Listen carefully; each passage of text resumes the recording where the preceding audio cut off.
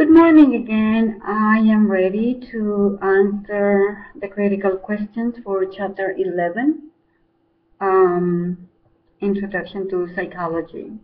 The first question, in your opinion, which of the major personality theories discussed in this chapter is the most accurate, reasonable, and realistic? Which is the least accurate, reasonable, and realistic?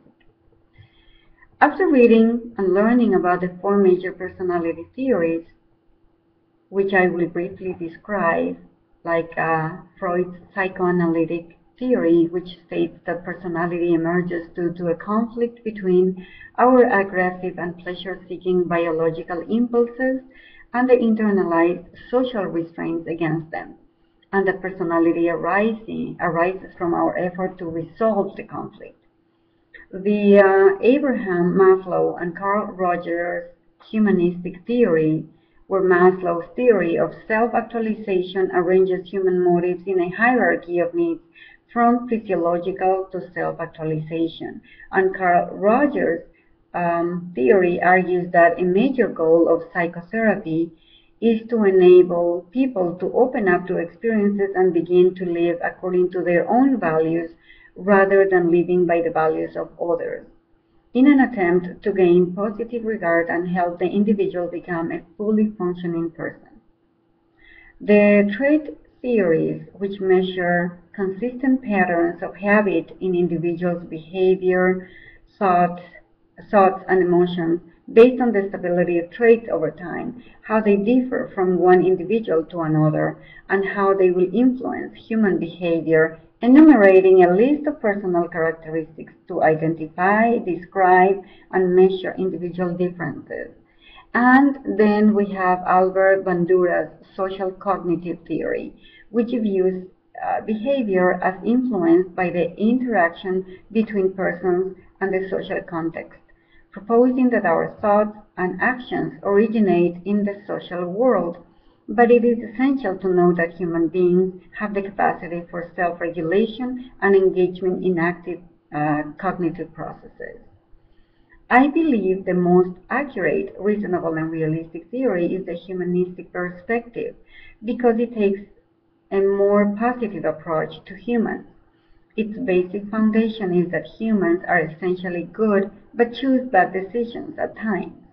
It also gives humans more control over their problems, instead of going into the fact that their past shaped their behavior. I think medication to treat mental illness should never be the first and immediate option, and this perspective meets my values, which is a good thing because it focuses more on dealing with the problem. On the other hand, the least accurate, reasonable, and realistic theory is the traits perspective, because even though it explains why many characteristics of people do not change, which allows you to predict some behavior patterns with some accuracy, it does not permit much change, and to me it appears stagnant. Now, the second question, it says, most social scientists say that American culture is individualist. What aspects of culture in the United States exemplify individualism? Are there some features of American culture that are collectivist in nature? If so, what are they?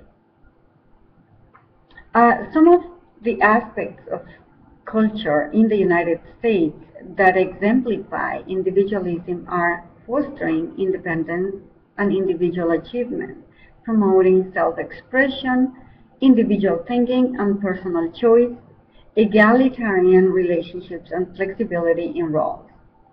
These stimulate upward mobility.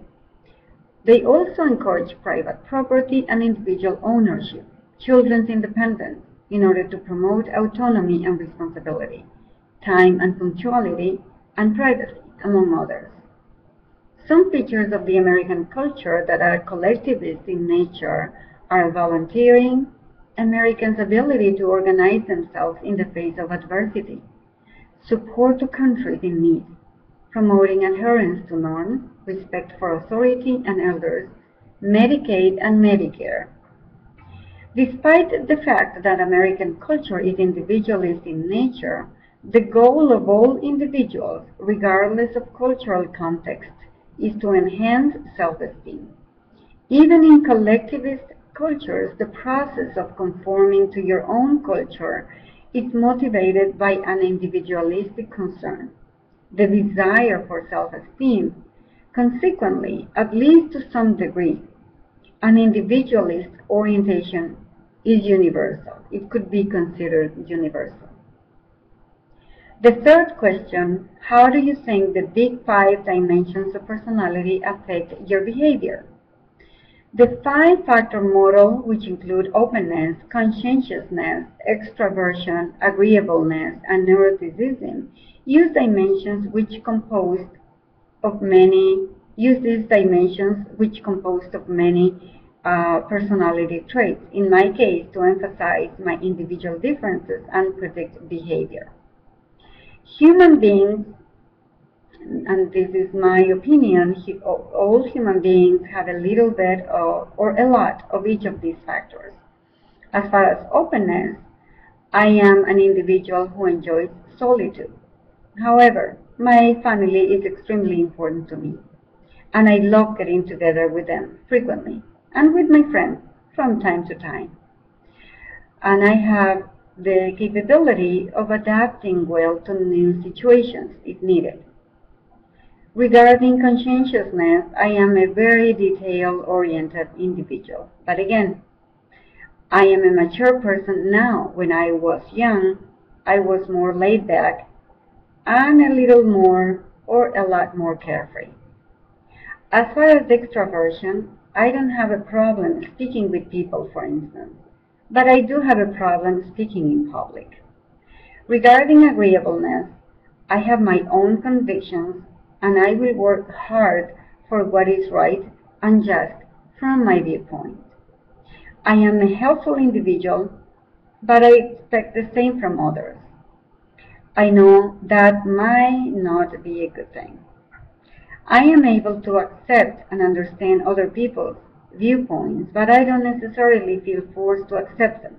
However, despite all of the above, I don't consider myself an antagonistic person.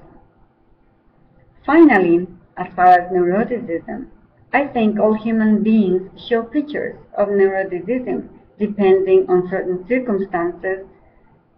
A person may act as a neurotic individual, but that does not necessarily mean individuals have to be boxed in the neuroticism category just because they display these characteristics from time to time. Thank you.